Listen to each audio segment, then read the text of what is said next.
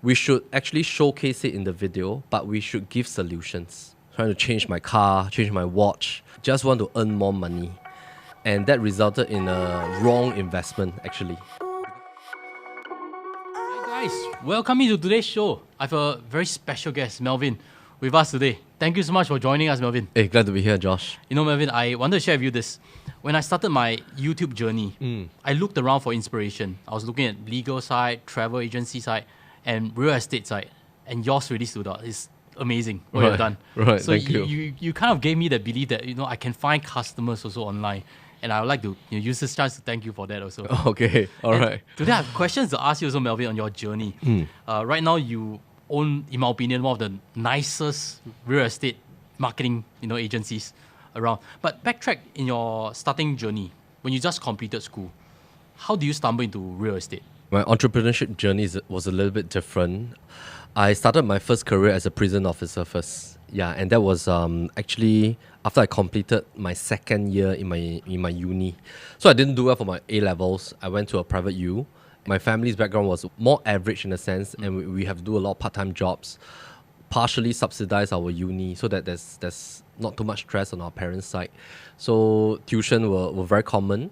And actually, after completing my second year in my uni days, I wanted a little bit more stability because I also wanted to get married back then. So I decided to then drop out of school, complete my third year as a private candidate, and went to sign on as a prison officer for 3 years. So I signed on. There's a stable income. So during that 3 years, completed my uni, got married, held my wedding, had my first kid. And then at my third year, I stumbled upon a friend that was in the real estate space. And that was how I became a realtor. Yeah, but back then, that was in the year 2007 when I first came into the real estate industry. It was in the olden days, I would say. We were still advertising on newspaper, flyers, mailers, roadshows, using BlackBerry and Nokia. The internet days was not really that prevalent back then. And I had been a one-man kind of realtor for a good 10 to 11 years. Yeah, so from 07 all the way to about 17, 18, then we sort of started that YouTube thing. We started our first video on 2016 December. 2017 we did a few more videos, but 2018 then we started to ramp up more on YouTube. Yeah, so that was my journey. And 2018 I started a small media team, registered as a media company. This is basically our creative agency today, which is PLB Media. Then 2022, we came out and started our agency in terms of real estate work. So it's a realty firm. So that was my journey in summation. So at the start, if I hear you correctly, you also did the traditional route. Yes. Whereby it's roadshows, flyers, yes, cold calling. Yes. Also standing telemarketing. at new launches. Yes. And stuff. Yes. So what was the trigger? Or did anyone inspire you to do more on video marketing? A lot of figuring out as a single one-man realtor. Initial years was mainly on survival and just trying to see how things work. And of course, back in the starting days, the industry was not matured in the sense that there was not much trainings, there was not much teaching as well. Usually the older realtors, they are more guarded. Yeah, they try not to impart too many things. So usually the only person you can learn from is straight up towards your manager. And that really depends on like whether your manager has time and do they have like a proper training system and structure to teach you. So of course my manager was my friend. He's very kind and he would just do his best to teach me at all times. But that was how the industry was back then compared to today that we can learn from so many different ways. So my first so-called like exposure was my first few years in the real estate industry. I started reading a lot of US books on how real estate should be conducted, how it should be done, how to be a great lister, how to serve buyers and all that, how to do prospecting and all that. And that was only in 2014 to 2016 that I started to see a lot of content in the American space. Yeah, so I was then dabbling like, hey, people are doing video stuff, 2015, 2016 in the US space.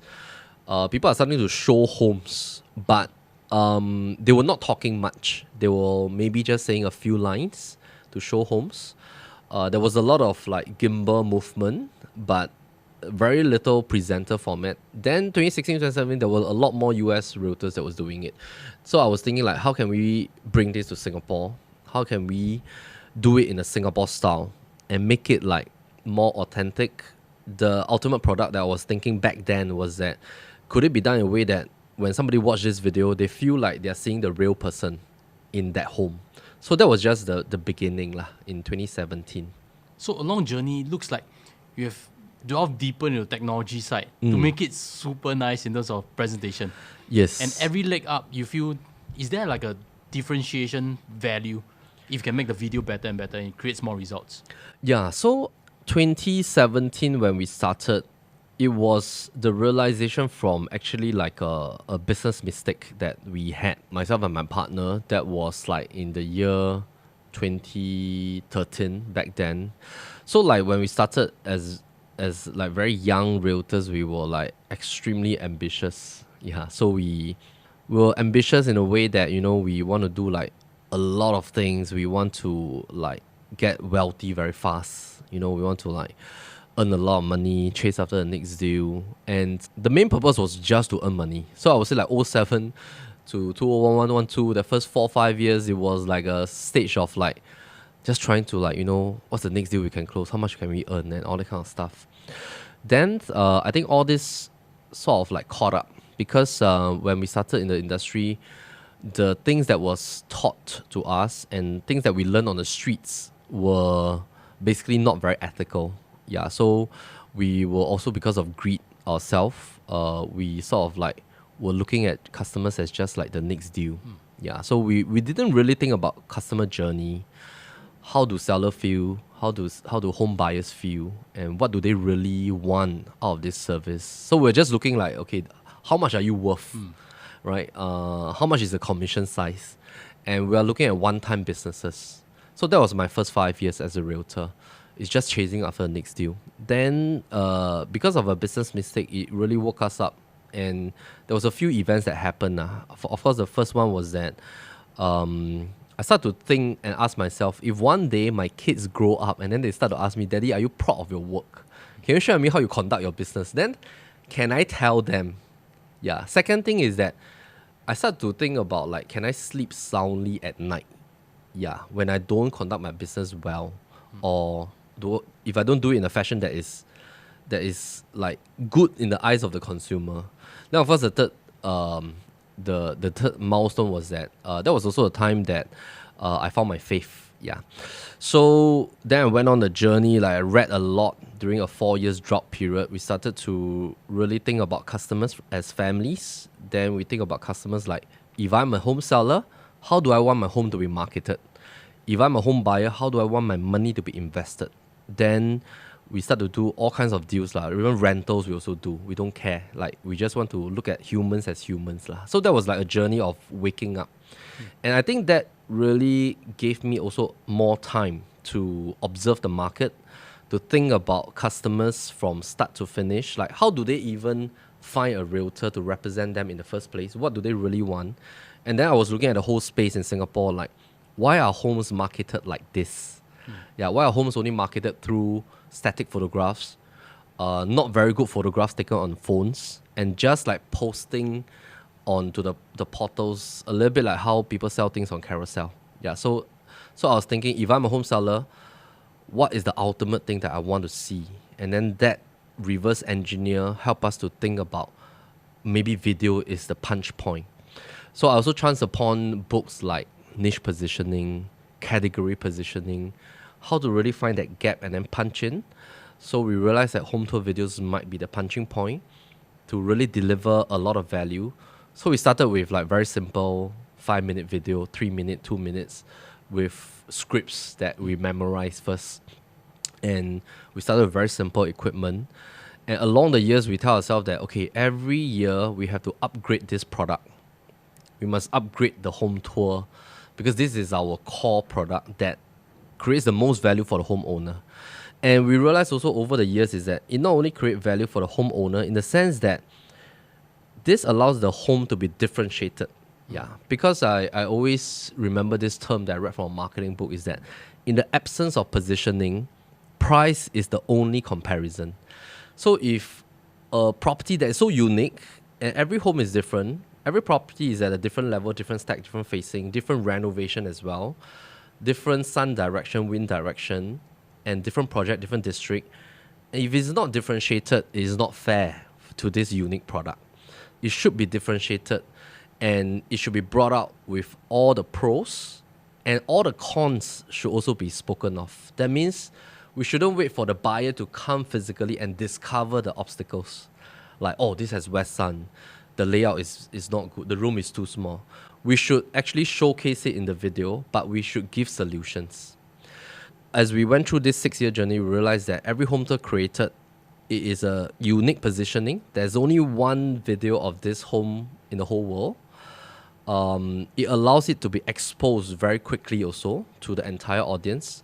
And that creates a lot of genuine viewings, we realize. Because most of the viewers that came now today is that they will give us feedback saying that, oh, I already watched the video for 3 rounds and I want to see it for myself. Oh, no need to tell me this. I know that the west sun is there and you already shared how to address it. Maybe put a blind, or I already know this is expressway facing. And I know that, oh, you already shared that, okay, maybe need to do this, or these are the pros and cons. So people realize that they can save time. So the buyer save time. That helps our sellers to save time. Because time and on 3-month basis to market a property is very precious. So it creates value add on a multi-spectrum level. So that was our realization on this core product. So you feel that saving customers that time is precious. Even though if they come, you can still do the same discussion, oh, this is good. But if they've seen it on the video already, that value is worth investing in. Is worth, because the olden days, right, when we started real estate, we were taught the concept that as realtors, do not say too much on the phone. Just bring them in first. Then you lure the buyer first. Then when the buyer physically come, then you try to change their mind. But that was an old concept of selling. The new concept of selling today is really about transparency selling. And it should be done in a reverse fashion, in the sense that you share your obstacle first, share the solution and value add. And because real estate is such a high quantum product, it's the largest investment in a person's life. Everybody is savvy, everybody is smart, everybody makes a lot of decisions. So for example, if we look at a buyer's journey for purchasing a property, firstly, they already save up 25%, 5% cash, 20% CPF, buyer stamp duty 4 to 6%. They already know they will be subjected to seller stamp duty for 3 years. So that means they have to hold for 3 years. They went through TDSR check, in principle, bank approval, went through all the mortgage rate. They are already ready and did so much homework. Nowadays people subscribe to research platforms themselves as well. They look at profitability, study projects. So by the time they come to a physical viewing, if they realize that you didn't tell them things, they'll be so disappointed and they might not even want to go in. So we have seen so many scenarios that we took over properties that clients appointed us, and then they shared, oh, my landed property, I put in the market for 12 months. I have 7 agents cannot sell. So we asked the owner why. They said, oh, because of my long driveway. So certain landed properties in the past crafted, they have like a detached home that's being subdivided into 2 semi-D. One is at the back, one is at the front. Usually the one at the back has a long driveway, but that is considered like a wastage of land. And maybe in certain buyers' mind is that I don't want to buy a house behind a house. So then maybe a seller will say that, oh, my landed with long driveway, I already priced it correctly, but I cannot sell. Then we ask why. They say, oh, a lot of buyers came, don't even want to come in, stand at the door. Some of them even scold my agents. When we share with the client, we say that in today's context, we must sell with transparency. Allow us to address this in the first 3 minutes of the home tour. We will showcase your long driveway. In fact, our consultants were standing at the driveway talking about the home, but we weave in solutions using 3D, using motion graphics, and we share how the long driveway can be utilized. Like example, long driveway is good for owners with multiple cars or huge family with 4 or 5 cars. So you don't have to park outside. Secondly, the long driveway, you don't have to use it all for cars. You can create a lawn up to the middle point, make it a huge garden for your kids to play badminton or whatever, put a swing or whatever. Then you just reserve 2 lots for cars. Yeah, and long driveway homes are priced correctly usually. So that's just one example how we see the value that gives both parties. Yeah, of course, our ultimate is that we represent our home sellers, and by doing that, it saves them time, it gives them more certainty that the home will find a potential right buyer. I love the part on solutions actually. Yeah. So if anyone watching, you haven't seen Property In Brothers, I think the solutions part is something very unique that you can use technology to showcase. But also watching PLB's videos, I also realized something that I wanted to quiz you today on, which is this term on integrity. You hang it on the website. When I went through the office, I also saw that. Can share a bit why you feel this is your differentiator, as well as why you preach this a lot to the team? That started because of our business mistake. So we were thinking like, if one day after we grew from a one-man realtor, and if we were to build a team and subsequently build our own company and agency and creative agency, how should we run it? And I think that should be run on the bedrock of our past mistake. So in the sense that, how can we do deals with like a peace of mind that we can sleep soundly at night? Secondly is that like we can safely tell our kids how we run our business also. Yeah, without feeling that there's something to hide. Yeah. Can you hear a bit more on that mistake or not? Yeah. Is So basically, I think it's like bad habits will result in someday things that will catch up with you. So basically, it's a mistake of greed. It's a mistake of like always chasing for the next deal, trying to change my car, change my watch, and then trying to like just want to earn more money. And that resulted in a wrong investment actually because of greed. And that almost like depleted our bank to zero. Yeah, so it's because of that you really woke us up. Like what are we doing? And during that process, I also had a burnout in the sense that I feel like life was a little bit meaningless. It's like just chasing after the next deal to earn more money, and like, what is it for? Was I trying to prove to the world and stuff like that? So when we were crafting like the main tagline for PLB, we were thinking like, okay, let's craft it with real estate with integrity. But actually behind this is that we want to look at every transaction, knowing that there's a family behind this transaction, and behind every family there's hard-earned money. So we should manage it in the sense that we should do it in the lens of them. That means we should think about, if we were them, how do we want it to be done?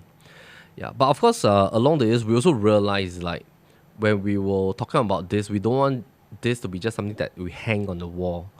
So internally, when we run our team, we do our trainings, when we talk about things, we also want to live it out. So for example, if we will talk about the sales team, we practice this thing called screenshot closing. Screenshot closing is something that writes against the practice in the market. It's very scary for a real estate consultant. So for example, when a consultant is representing a seller to sell their home, they will receive marketing sort of like viewing requests from either co-broking agents, that means buyers that came with their own agents, or buyers directly themselves. So what we do is that we always remind ourselves that we are representing our seller. We are the advocate. We are like the advisor. It should be stick together one. That means we represent the seller as a principal. So in order to bridge and to create trust here, because integrity in definition, it means trust plus excellence.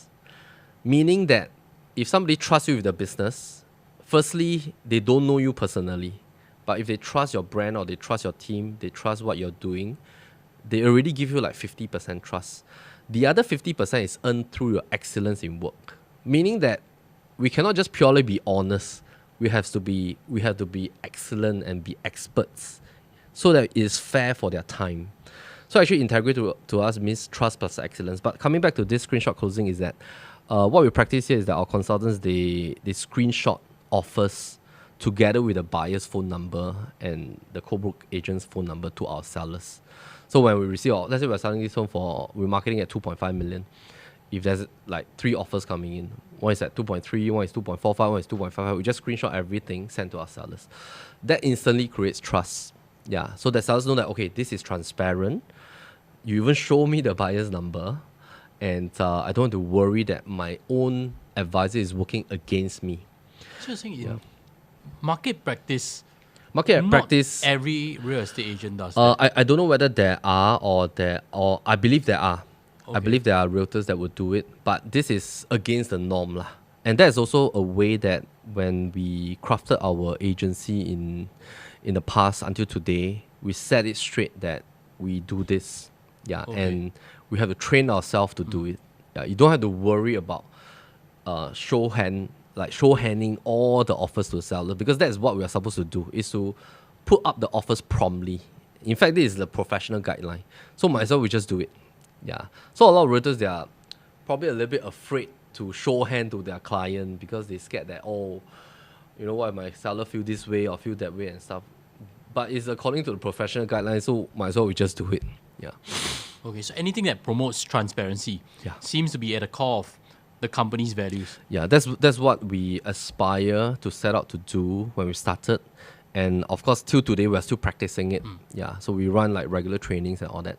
I also see from website, feels like to me as an observer that you guys market more for sellers. There's not much of rental. There's not much of new launch. Is that a correct interpretation of where your key niche is? Yeah. or- So, a very interesting question is that just now we were talking about like niche positioning, right? So our key niche started from serving sellers as our key demographics. Home tours were designed to serve sellers. That started in 2018, 19, 20, 2021. Even until today, I would say majority of our clientele are home sellers. But in 2021, what we decided to do is that we felt that it was time that we were maturing. We have a bit more resource and capabilities already. And all along, we have also been serving buyers as well. And we have buyers like asking us like, should I buy a resale condo or new launch condo, or should I go for a landed property and stuff like that. So 2021, 2022, we started to build a research team. We also started our tech team. We came up with like a lot more charts, research findings. We released like a quarterly research report. Then we started an editorial team to write as well. Then that also gave rise to, like, I would say right in the middle will be home tours for sellers. Then we created a lot more ancillary services, which is like advisory for what should we invest. We give reviews on like certain condos, certain new launch condos. We have like built a landed core team as well. So we start to put more ancillary services, and of course that expanded to like home buyers and all that. Yeah, but we don't. We only do rental deals for regular clients. Yeah, so we are very focused on home sellers and home buyers. Okay. Yeah. I also want to ask you in terms of your views on real estate industry and prop tech. Yeah. There's a lot of news, HDB is doing their own resale listing. There's a lot of prop tech firms that try to rival this or simplify this buying process. What are your thoughts on industry development next 5-10 years? Right. I think prop tech space, if we talk about the growth over the years, there's a few things that has been happening all along. Is that ever since 17 years back, portals were the first to came in. So for example, you have the big boys like Property Guru. In the past, there's iProperty. Then gradually there's SRX, 99.co, and of course some have converged and bought over each other and stuff like that. So portals is one space in prop tech, which is a advertising listing platform. Of course, they have evolved to a stage that they have research reports and all that, evaluations and all that. Second space that has been developing has always been the DIY portals. So starting from the original days in the past, 10, 15 years back, there's already been DIY portals coming in and out. DIY portals are set to disrupt two spaces lah. Of course, they want to disrupt largely the home seller space, which is for sellers to list themselves. And of course, the third disruption is basically towards the buyer space. So basically, it's like empowering home buyers to make their own decision, like with research, subscription, and all that. I would say that in the Singapore context is a little bit small because the market is small. There are a total of about 36,000 realtors. Based on certain statistics, only 1/3 of the realtors are active. So perhaps only 11,000 realtors. Then on the year-to-year transactions, there are 20,000 HDB transactions in the resale HDB market, about 10,000 in the new launch condo market, depending on the amount of launches. Then maybe about another 10 to 12,000 in the resale condo market. So all in, we're looking at about 40,000 transactions. I think there's a lot of disruption that is trying to so-called penetrate to the buyer space, which is working very well because now, as a home buyer, naturally the instinct is that I want to do things myself, right? I want to visit show flats myself. I want to look at Property Guru, click on the button, WhatsApp the agent, and then just go for viewing myself. So the value add for a real estate consultant in the buyer space is that you have to really be a solid investment advisor, or you have to be somebody with a combination of like empathy for personal needs for own stay, plus being able to come in with an investment point of view as well.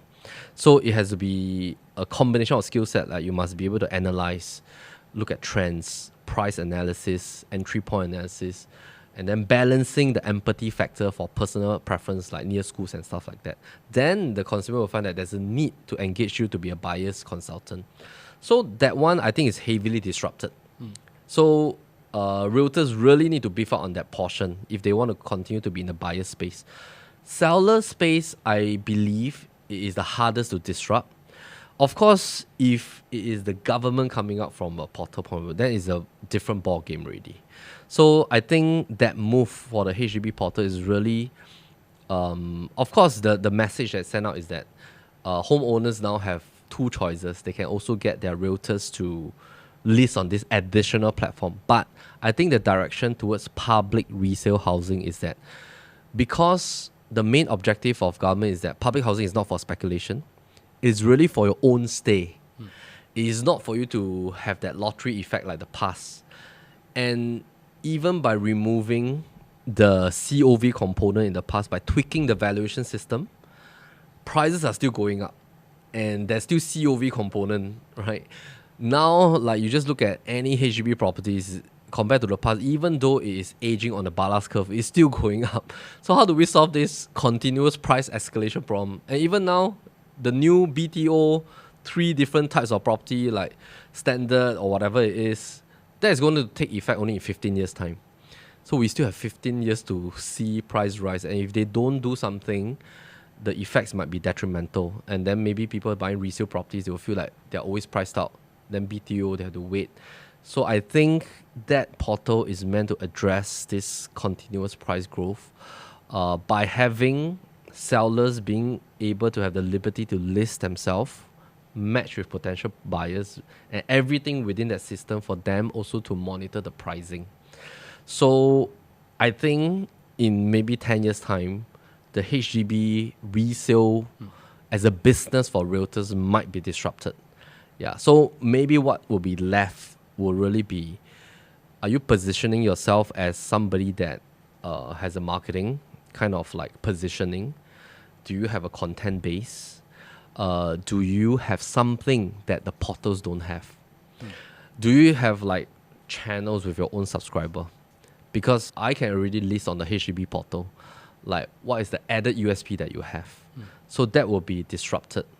Then of course, resale landed, resale condos, then new launch condos. So this will be the balance space. I have a hypothesis on that HDB resale listing, which is like if now a lot of the costs for consumers to as commissions are towards listing on portals. It costs a lot of money. But if HDB resale portal is free, then maybe would there be a future whereby the commission rates drop for HDB resale? Because there's no need to pay for commissions on portals already. It's free. Yeah. Then a new evolution of HDB transactions fully through that portal. Is that hypothesis too far-fetched? So I think that's possible because consumers pay for value. Yeah. So when we look at like in the real estate business from let's say a realtor's point of view, firstly is that people pay for firstly your advice and expertise. Secondly is people pay for your time. Because Singapore is a very busy country. Most sellers, home sellers that are selling their home, and I think that's one of the reasons why a lot of DIY portals fail to take shape is that home sellers still want somebody to just manage everything. I don't want to be at home consistently for 12 weekends to wait for people to come and view my home. And sometimes to hear all the comments as a DIY seller from all the buyers is like, it might affect my mental space because they will say that, hey, why your house like that? You know, I think one of the reasons is that people still want to pay for people's expertise and time to be the full-on marketer for their place and then just to make sure that the transaction is smooth. So I think consumers pay for expertise, time to market the place, like coming down, ensuring the open house is done well and all that. Sellers also pay for basically your marketing reach. Yeah, so basically your marketing exposure. They also pay for what is your unique positioning for their home. That means, are you able to craft their home into a unique product so that they hit the fullest potential of price and they have certainty to sell at the right time? They also want to buy your network. They want to see whether this lister has the network of existing buyers or potentially can reach out to a lot of people. They also want to make sure that, do you have the knowledge to bring me to my next home? Yeah, like, can you do proper timeline planning, bridging loan, make sure that my CPF funds don't get stuck or something like that. I have enough funds to pay for BSD and all that kind of stuff. They also want to pay for your knowledge for the next home. So I think home sellers now, they want like a complete kind of spectrum. Like, can you help me plan for my portfolio as well? Like, if I sell, because naturally people are only motivated to sell if they know what to go to, if they know what to buy. What is a better thing to invest in, to switch my capital? So if they have no spectrum, we call it the nice spectrum of being a solid listing realtor lah. So if you don't have all these skill sets, basically, technically you will lose out in the real estate realtor business. I think that the value of your commission really fluctuates with the value you give. So the lesser value it is, naturally, home sellers want to pay lower. But if they can see a lot of value that you bring to the table, then naturally, I think they will be happy to pay the market rate. I think what I've heard is the part of the next home, that could be more tricky than expected.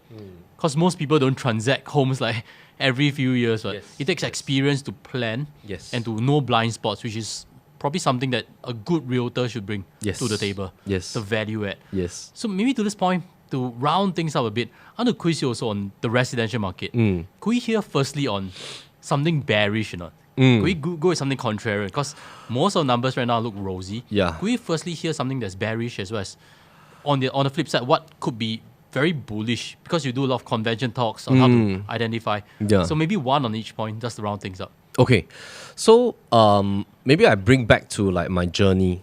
So I used to be somebody that times the market.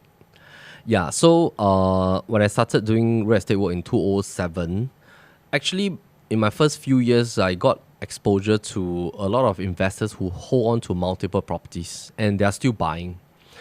But back then, when I first saw the Lehman Brothers crisis, 2009, and then I saw like, the price index just dip.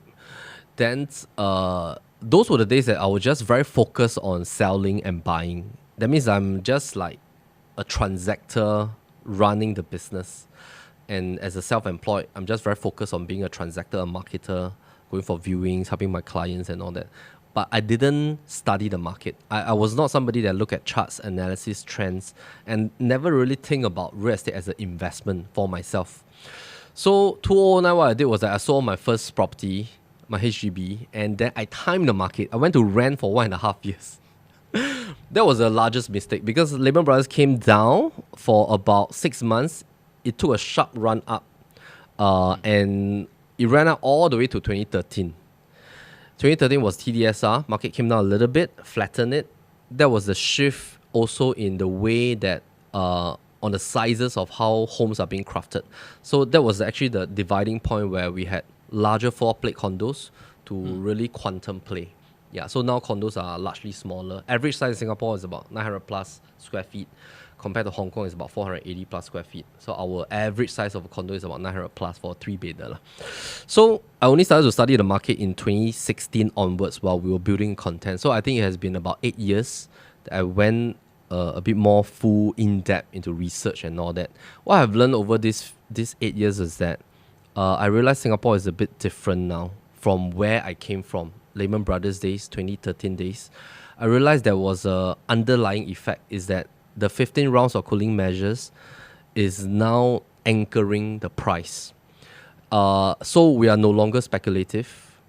It is impossible to see huge price growth also. So there has a limiting factor on super huge price growth.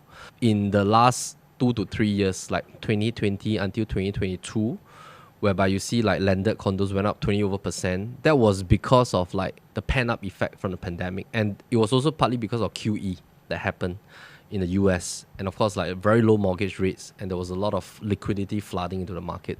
So a lot of people has flight to safety. That's why property keep escalating upwards.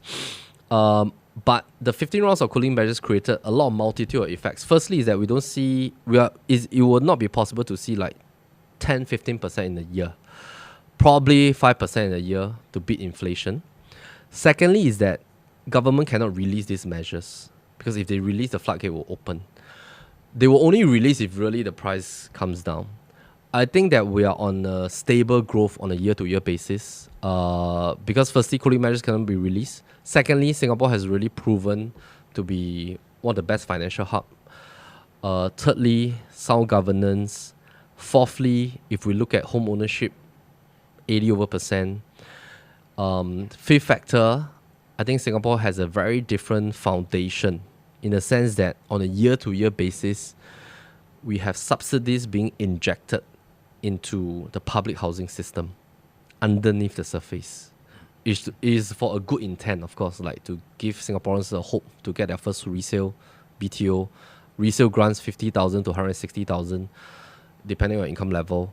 That is actually sort of like invisible injection into the system. Yes. Yeah. So if you buy a resale property, 600,000 as a young couple, you get 120,000 grant. You are only paying 480,000. Technically, the 120,000 is injected to the housing system already. Yeah, and that can be then returned to the private housing market. So we have a very different base, I feel. And all in, we also have a very slow increment of private property supply. So landed property is stuck at 74,000. Private property is now 370,000, but out of which only 282,000 are owned by Singaporeans. Yeah, the rest are owned by foreigners, PR companies, which they will, in my opinion, they will never sell because they bought in before the 60% ABSD. Bearishness, I would say that it really depends on every particular season.